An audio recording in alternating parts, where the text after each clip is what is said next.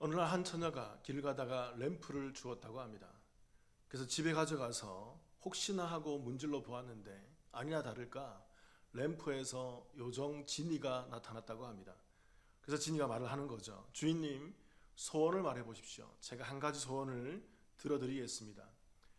그러자 이 여인이 가만히 생각하면서 집에 있던 지도를 가져와 펼쳐 보이고는 중동 지역과 여러 나라들에서 일어나고 있는 이 전쟁을 그치게 해주세요. 세계 평화가 오게 해주세요라고 요청을 했다고 합니다.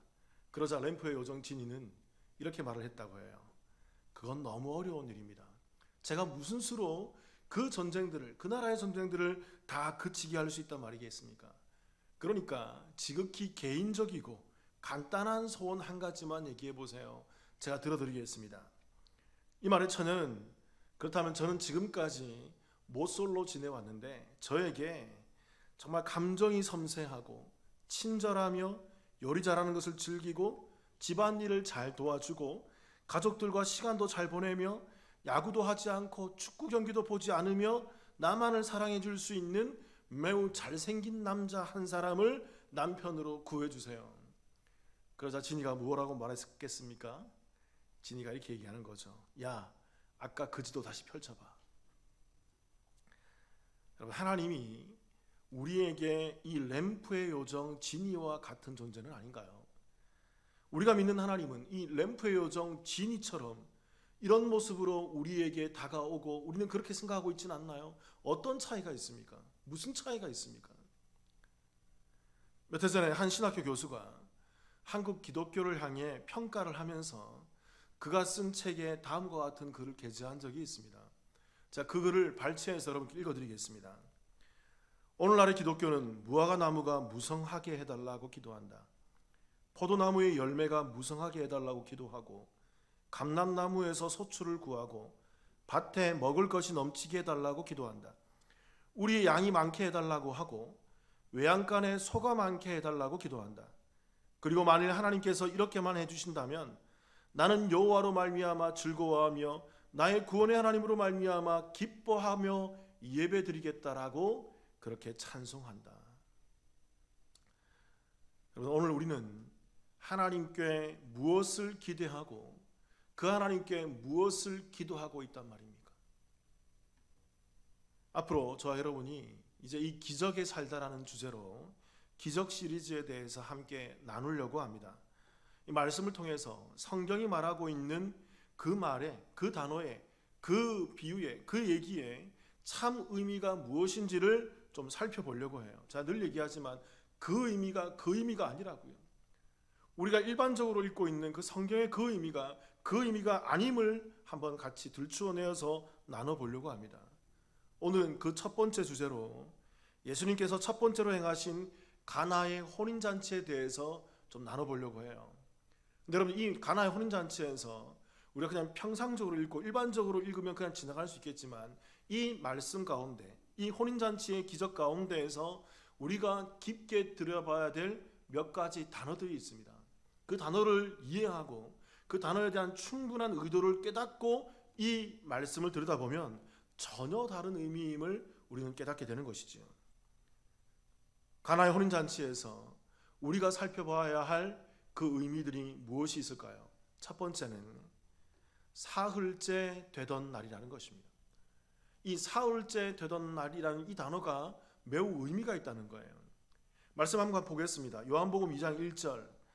사흘째 되던 날 갈릴리 가나에 혼례가 있어 예수의 어머니도 거기 계시고.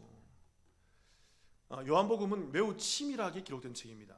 사복음서 가운데에서도 요한복음은 매우 독특한 구조로 되어 있고 독특한 형태로 되어 있어요. 그래서 많은 신학자들이, 많은 성경학자들이 요한복음만이 가지고 있는 색깔이 너무나도 다양하고 너무나도 분명하고 너무나도 독특하다고 평가를 해요.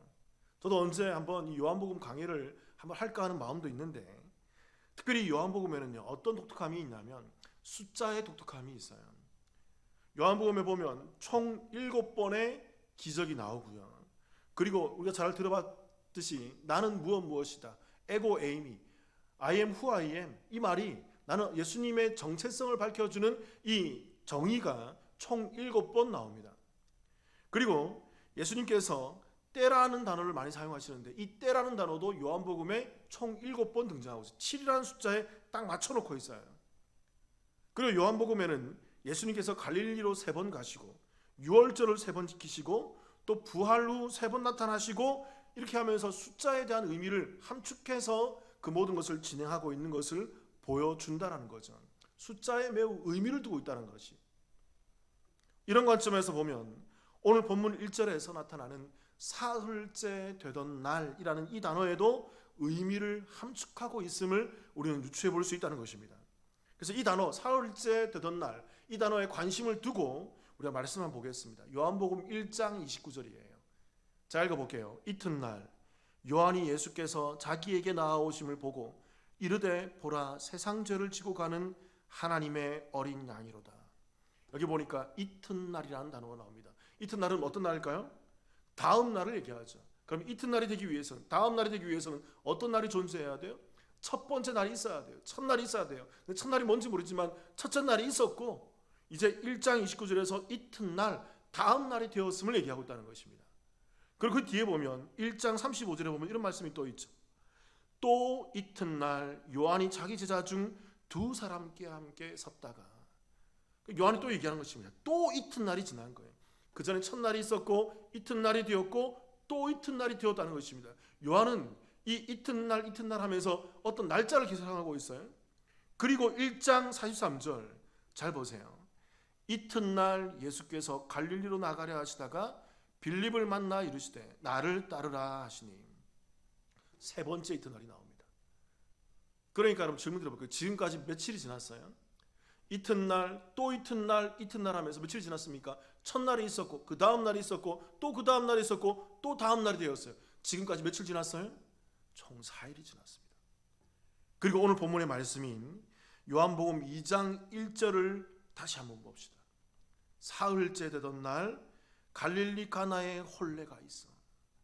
이제 그 4일이 지났고 이튿날 또 이튿날 하면서 4일이 지났고, 그리고 이제 요한은 갑자기 사흘째 되던 날 또 3일을 계산하고 있어요. 또 다시 질문 드려보겠습니다. 여러분, 이 요한이 날짜를 이튿날 하면서 사흘째 되던 날 하면서 지금까지 총 며칠이 지났습니까? 총 7일이 지났단 말이에요. 요한이 지금 어떤 의도를 가지고 이 날짜를 계산하고 있습니다. 이튿날 사흘째 되던 날 하면서 7일째가 되었음을, 오늘 가나의 혼인잔치에 예수님이 이 잔치에 오시게 된 것은 7일째 오셨음을 우리 가운데 어떤 의도를 가지고 얘기를 하고 있고 그렇게 계산하고 있다는 것입니다.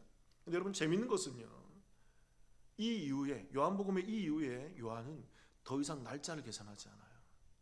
지금까지는 이튿날 사흘째 되던 날 이렇게 하면서 날짜를 계산해 왔는데 이날 이후에는 더 이상 날짜에 대한 개념이 없어요. 그러니까 이것을 보면 이 요한이 날짜 계산하는 이 의도성이 있다는 것입니다. 어떤 의도를 갖고 있다는 거예요. 질문 또 드려보겠습니다. 성경에서 7일은 무엇을 연상하게 만들어요? 하나님께서 천지를 창조하신 그 7일째의 안식을 상징하는 거죠. 안식을 떠올리게 한단 말입니다. 하나님께서 7일째에 안식하셨던 것처럼 이 안식은 우리 가운데 매우 귀중한 의도를 전달해 주고 있죠. 질문 또 드려보겠습니다. 여러분, 안식이 뭘 의미합니까? 하나님을 경험하는 참된 복을 의미하잖아요. 진짜 복이 어느 날에 임했다? 그 7일째에 임했다. 우리가 이 땅 가운데에서 회복되어야 될 그 날이 안식의 날이잖아요. 그 복이 우리 가운데 회복되어야 되잖아요. 하나님을 경험하는 복, 끊어졌던 아담의 그런 죄 가운데에서, 끊어졌던 아담의 죄 가운데서, 타락 가운데서 회복되어야 될 우리의 자리가 어디입니까? 바로 그 안식의 자리인 것이죠. 여러분, 아담은요 에덴에서 쫓겨난 게 아니라 엄밀히 말하면 이 안식 가운데에서 쫓겨난 거예요. 하나님을 경험하는 그 복 가운데서 경험하지 못하는 그 죄로 인한 타락의 그 저주를 받은 것입니다. 그래서 이 안식을 회복하러 이 땅에 누가 오셨어요? 예수님이 오신 거라고요. 그리고 오늘 요한은 그 7일 안식을 떠올리게 하는 그 단어 앞에서 오늘 예수님이 이 자리에 오셨음을 우리 가운데 상기시켜주고 있다는 거예요. 그러니까 성경은 의도적으로 이튿날 또 이튿날 사흘째 되던 날이라는 이 날을 계산하면서 우리를, 저와 여러분을, 이 요한복음을 읽는 독자를 7일의 그 안식으로 초대하고 있다는 것입니다. 그러니까 여러분, 예수님은 오늘 우연히 지나가시다가 우연히 혼인잔치 집에 들어오시고 우연히 그 집에 포도주가 없는 것을 보시고는 우연히 기적을 베풀어 주신 것이 아니라는 거예요. 예수님은 의도를 가지고 이 자리에 오셨고, 요한도 그 의도성에 대해서 정확한 그 표현을 하면서 이 첫 번째 기적을 베푸신 이 날을 우리 가운데 인도해 주고 있다는 것입니다. 7일의 안식, 하나님의 복을 경험하는 것과 오늘 이 날이 상관이 있음을 얘기하는 거예요. 예수님이 이 자리에 오셔서 기적을 베푸시는 일은 그 안식의 복과 상관이 있음을 우리 가운데 딱 아구를 틀어서 이렇게 우리 가운데 교정해 주면서 얘기를 하고 있다라는 것입니다. 그러니까 여러분, 오늘 이 기적의 말씀은요, 단순히 물을 포도주로 만드는 놀라운 기적의 초점이 있는 게 아니에요. 오늘 이 말씀은 참된 안식이 무엇냐, 우리가 이 땅 가운데서 누려야 될, 우리가 이 땅에서 예수로 말미암아 누려야 될 그 참된 안식이 어떤 것이냐, 그리고 그 안식 속에서 진정한 가치와 진정한 기쁨과 진정한 행복이 과연 누구로부터 주어지느냐, 그 얘기를 우리 가운데 하고 있다는 거예요. 가나의 혼인잔치에서 살펴보아야 될 그 의미가 무엇이 있습니까?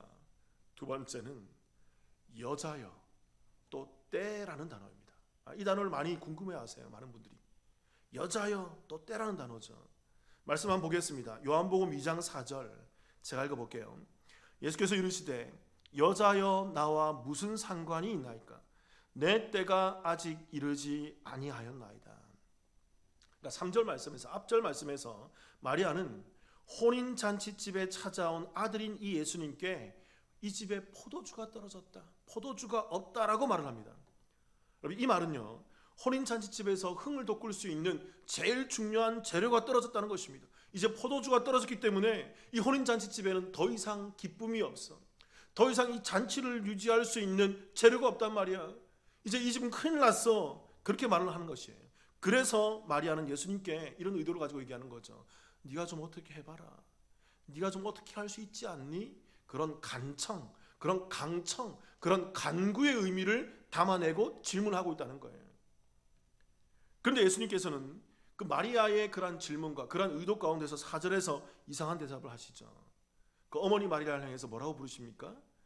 여자요라고 말하면서, 마치 우리 그 노래 가사가 있잖아요. 여자요 그러면서, 여자요 나와 무슨 상관이 있나이까? 라고 얘기하는 거죠.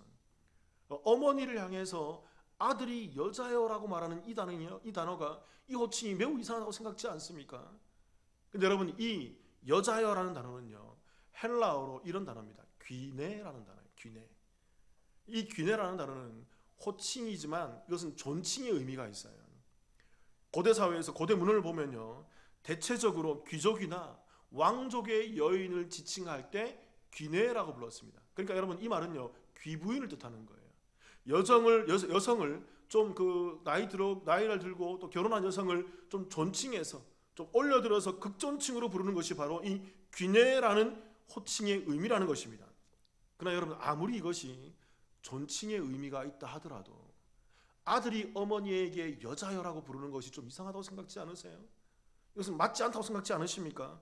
어디다 대고 아들이 어머니한테 여자로 부른단 말입니까? 이것은 상당히 무례하고 어색한 호칭인 거죠. 우리가 이해하려고 한다 하더라도. 그런데 여러분, 이 호칭에 어떤 의미가 담겨 있어요. 오늘 예수님께서 어머니를 향해 여자라고 부르는 이 호칭은 단순히 예수님께서 이 자리에 아들의 입장에 서 있는 것이 아님을 얘기하고 있는 거예요. 예수님은 이 자리에 마리아의 아들로서 이 자리에 선 것이 아닙니다.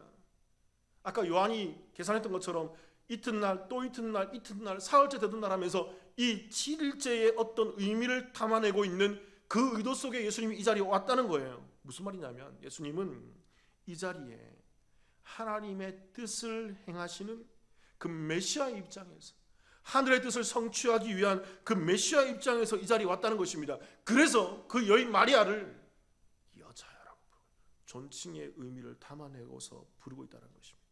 나는 메시아로서 이 자리에 왔어. 하나님의 일을 진행하기 위해 이 자리에 왔단 말이야. 난 단순히 사람의 소원 따위나 들어주고, 사람의 간청이나 들어주고, 사람의 원함이나 들어주는 그 요술론표의 진의가 아니란 말이야. 나는 그런 사람의 간구나 소원 가운데에서 그 일을 진행하기 위해 이 자리에 온 것이 아니야 라고 얘기하는 거죠. 그래서 이 말을 하는 것입니다. 나의 그 만드는 일이, 그 포도주나 만드는 일이 나와 무슨 상관이 있나이까? 나는 그 일 하러 오지 않았던 걸 얘기하는 거예요. 그리고는 그 뒤에 이렇게 얘기하죠. 내 때가 아직 이르지 아니하였다라고 말씀하십니다. 여러분, 이 때라는 호칭은 요한복음에서 아까 제가 얘기했지만 총 7번 딱 이렇게 나옵니다. 근데 7번 이 때, 호라라는 이 호칭인데, 호라라는 말은 모두 다 공히 어떤 때를 지칭하냐면요, 예수님의 십자가와 부활의 그 때를 얘기하고 있어요. 모두 다 7번 다. 오늘도 마찬가지고 앞으로 나오는 6번도 다. 그 모든 때가 예수님의 십자가의 때를 얘기하고 그 부활의 때를 얘기하고 하나님의 뜻이 이 땅에 성취되는 그 때를 얘기하고 있다는 것입니다. 그러니까 이러한 이 단어의 의미, 이 요한의 의도를 충분히 알고 오늘 이 4절 말씀을 우리가 제대로 분석해서 해석해 보면 이런 말이 되는 거예요. 자, 읽어드릴게요. 여자여, 나는 사람의 소원이나 들어주기 위한 그 포도주나 만들기 위해 이곳에 오지 않았다. 나는 메시아로서 십자가를 지기 위해서 왔다. 그렇게 나는 그 때가 아직 이르지 않았어. 그 십자가의 때가 이르지 않았단 말이야 라는 그 의도가 된다는 것입니다. 그 말이 된다는 거예요. 여러분, 잘 알아야 합니다. 예수님께서는 우리가 서두에 나눴던 요술램프의 진이가 아닙니다. 그저 우리가 그 램프를 비비듯이 그저 비나이다 비나이다 하면서 우리의 손을 문지르고 그렇게 우리의 소원이라 이렇게 얘기하면 그 소원이나 들어주시는 그런 마법사나 요술쟁이가 아니라는 거예요. 그런 요정이 아니라는 거예요. 예수님은 하나님의 뜻을 이루기 위해서 이 자리에 오신 분인 것입니다. 하나님은 우리의 소원과 요구를 위해서 존재하는 분이 아니에요. 여러분, 잘 알아야 돼요. 오히려 우리가 왜 존재하죠? 우리가 이 땅에 있는 존재의 이유가 뭐죠? 성경이 얘기하잖아요. 우리가 하나님의 영광을 위해서 존재하는 것입니다. 주객을 전도하지 마세요. 내 소원을 위해서 하나님을 이용하지 마시고 우리가 하나님의 뜻을 성취하기 위해 이 자리에 있는 것입니다. 예수님도 그 뜻을 위해 이 자리에 오신 거라고요. 가나의 혼인잔치에서 우리가 살펴봐야 할 의도가 무엇이 있겠습니까? 세 번째는 이게 매우 중요합니다. 표적이라는 단어가 중요해요. 이 표적이 뭘 얘기하고 있는지, 이 단어가 어떤 의도를 갖고 있는지를 정확히 이해하는 게 중요합니다. 이걸 알아야만 앞으로 우리가 나누게 될 모든 그 기적과 표적에 대한 그것이 이해가 되는 거예요. 4절 이후에 보면 예수님께서는 포도주를 만들어주지 않으실 것처럼 말씀하시면서 결국엔 어떻게 하십니까?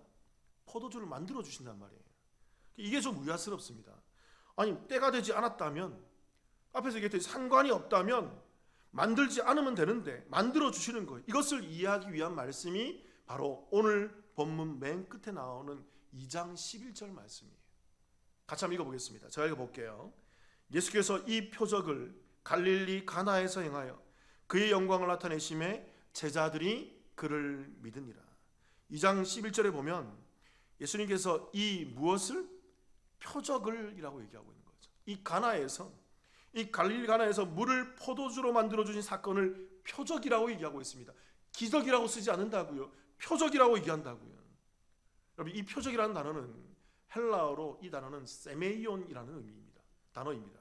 이것은 신호, 표시, 상징이란 말이에요. 정확히 기적이라는 단어가 포함되어 있지만 좀 더 분명한 말이 이 신호, 표시, 상징인데 좀 더 이 가운데서 쓰고 있는 말은 의미는 뭐냐면 표시판, 표지판, 이정표라는 거예요. 산에 올라가기 위해서, 우리가 산 정상을 올라가기 위해서 표시판들이 있습니다. 이정표들이 있습니다. 그래서 그 이정표를 보고 산 정상에 올라가는 것이죠. 그런데 여러분, 이정표를 보고 여기가 정상이네, 여기가 골이야, 여기가 목적지야, 그리고 털썩 주저앉으면 어떻게 되는 것입니까? 산을 모르는 거예요. 목적을 모르는 거예요.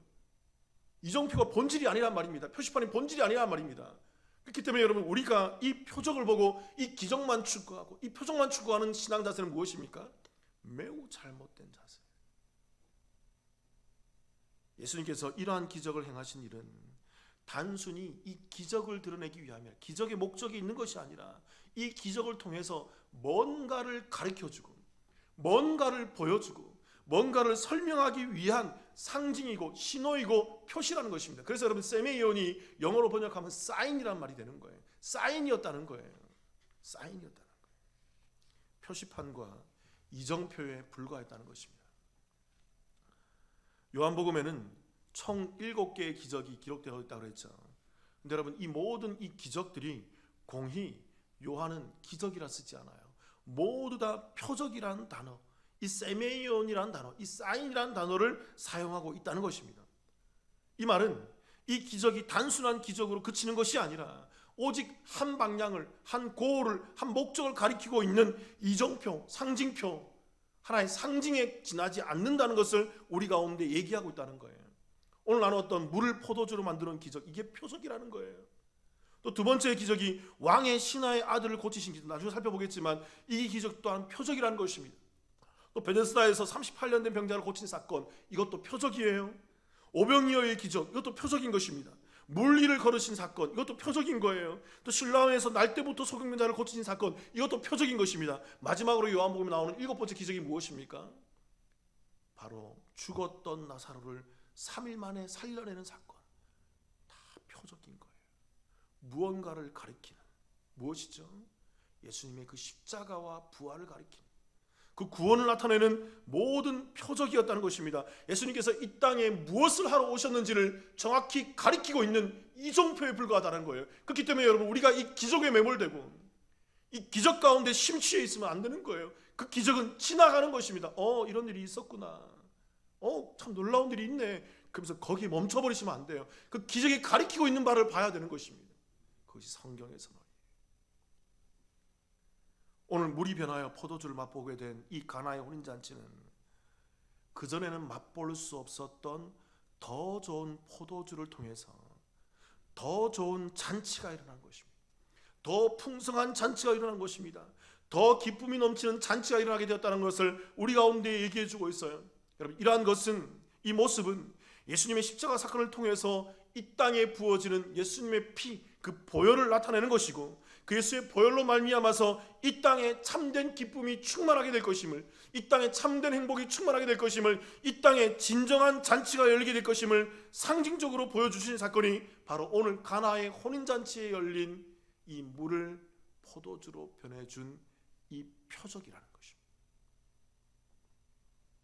그리고 이 일을 통해서, 하나의 표적이죠, 이 일을 통해서 앞으로 참된 안식이, 그 진짜 안식이, 누군가의 그 포도주를 통해서, 누군가의 그 피를 통해서 이 땅에 참된 기쁨이 충만한 그 안식이 부어지게 될 것임을, 하나님을 경험하게 되는 그 에덴의 복이 이 땅 가운데 부어지게 될 것임을 우리 가운데 나타내고 있는 그 표적의 날이라는 것입니다. 예수님은요, 이 땅에 죄를 해결하러 오셨습니다. 예수님 그저 우리의 소원이나 우리가 바라는 일을 들어주는 요술램프의 진이가 아니란 말입니다. 예수님은 죄를 해결해 주려 하셔서 이 땅에 오셨고, 이 땅에 끊어진 하나님과의 우리와의 관계를 회복시키기 위해서 오신 것입니다. 아담의 잃어버린 그 자리를 회복시키러 이 땅에 오셨다는 것입니다. 참된 안식을 주기 위해 오셨다는 것입니다. 그렇다면 여러분, 우리가, 저와 여러분이 하나님께 구할 것이 무엇이란 말입니까? 우리가 이 땅에서 하나님께 마리아처럼 그저 이 땅의 기쁨을 채우기 위한 그 포도주를 만들어 보라고, 그 포도주를 구하는 그런 자리에 있지는 않습니까? 그게 성경을 모르는 거예요. 그게 잘못된 믿음 가운데 있는 거예요. 저와 여러분은 예수님이 이 땅에 오신 목적을 알고 그분의 뜻이 이 땅에서 성취되기 위한 하늘의 뜻을 구해야 돼요. 하늘에서 그것이 이미 이루어진 그 뜻, 하늘에서 이루어진 뜻이 이 땅에서도 이루어지다라고 기도할 수 있는 하늘의 뜻을 알아야 된다고요. 그리고 이 땅에서 그 뜻을 위해서 기도하고 간구하며 그 소원을 위해서, 그 하나님의 뜻을 위해서 우리가 기도할 수 있는 성도가 되어야 하는 것입니다. 우리가 하박국 선지자의 고백을 다시 한번 읽어볼까요? 하박국서 3장 17절 18절 이 고백이 있잖아요.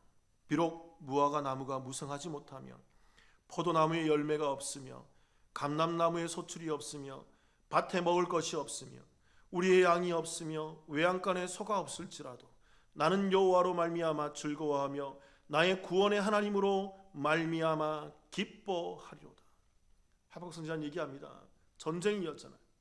이제 나라가 멸망하고 나라가 없어질 위기 가운데 있는데 그런 얘기합니다. 다 없어져도, 여러분, 나라가 없어졌어요. 국가가 망했다고요, 여러분. 내가 다른 나라에 포로로 잡혀간다고요. 노예로 팔려간다고요. 그런데 그 상황에서도 다 없더라도 내게 하나만 있으면 됩니다. 한 분만 있으면 됩니다. 그분이 누구예요? 그 하나님. 에덴에서 아담이 경험했던 그 하나님. 예수님께서 이 땅에 그 참된 포도주를 쏟아내시고 우리 가운데 회복시켜 주시는 그 하나님, 그 참된 복만 우리 가운데 있다고 한다면, 그 하나님을 경험하고 있다고 한다면, 나는 그 어디나 하늘나라이고 그 어디나 내가 그곳에서 하나님을 기뻐하며 찬양할 수 있겠노라고 얘기하는 하박국 선지자의 이것이 믿음인 것입니다. 이게 바로 다윗이 고백하는 천만인이 나를 둘러진쳐서 나를 죽이러 온다 하더라도 나는 그 속에서 잠을 잘 수 있습니다, 평안할 수 있습니다는 그 고백이지 않습니까? 이것이 바로 다니엘 세 친구가 고백하는 그리 아니하실지라도 나는 하나님을 배반하지 아니하며 우상을 섬기지 아니하며 오직 하나님만 섬기겠다고 하는 그 세 친구의 진실된 고백이지 않나요? 그 믿음이지 않나요? 저와 여러분이 이 믿음을 갖기를 원해요. 이 믿음 가운데 있기를 원합니다. 무엇을 보고 무엇을 위해서 기도하고 무엇을 위해서 이 땅을 살아야 됩니까? 한 대학교에서 시험을 치르고 있었습니다. 그리고 그날의 주제는, 시험 문제 논제는 이런 주제, 오늘 말씀이었어요. 물이 포도주로 변한 사건에 대해서 논술을 하시오. 물이 포도주로 바뀐 이 사건에 대해서 논술을 하시오. 그래서 학생들이 2시간 동안 머리를 싸매면서 막 답안을 작성하고 있었어요. 그런데 감독관이 보니까 유독 한 학생이, 저기 있는 한 학생이 그저 팔짱만 끼고 가만히 있는 거예요. 2시간 내도록. 너무 이상해서, 그래서 이 감독관이 슬쩍 가보았습니다. 눈을 감고 가만히 있는데 가서 보니까 이 학생이 답안지에 딱 한 줄만 적어놓은 거예요. 그런데 감독관이 감탄을 했다고 합니다. 거기 이렇게 적혀 있어요. 물이 그 주인을 만남에 얼굴이 붉어졌더라. 참 대단한 표현이지 않습니까? 물이 그 주인을 만남에 얼굴이 붉어졌더라. 나중에 그 사람이 시인이 되었다는 얘기가 있어요. 그렇습니다, 여러분. 우리는 우리의 삶의 진정한 주인을 만나야 됩니다. 우리는 우리에게 참된 회복과 평안과 안식을 주시는 참 주인을 만나야 되는 거예요. 그래서 우리가 우리의 인생의 주인을 만나게 될 때, 여러분, 우리의 삶은 변하게 될 것입니다. 우리가 우리의 인생의 주인을 만나게 될 때 우리에게 해결할 수 없는 죄의 문제 해결되는 거예요. 우리가 인생의 주인을 만나게 될 때, 참 주인을 만나게 될 때 우리는 감당할 수 없는 기쁨과 감당할 수 없는 행복과 감당할 수 없는 참 만족과 그 평안이 우리 가운데 주어지게 된다는 것입니다. 사랑하는 성도 여러분, 저와 여러분의 삶에 이 예수 그리스도를 통한 그 참 안식과 기쁨과 그 평안이 충만해지시기를 주님의 이름으로 축원합니다.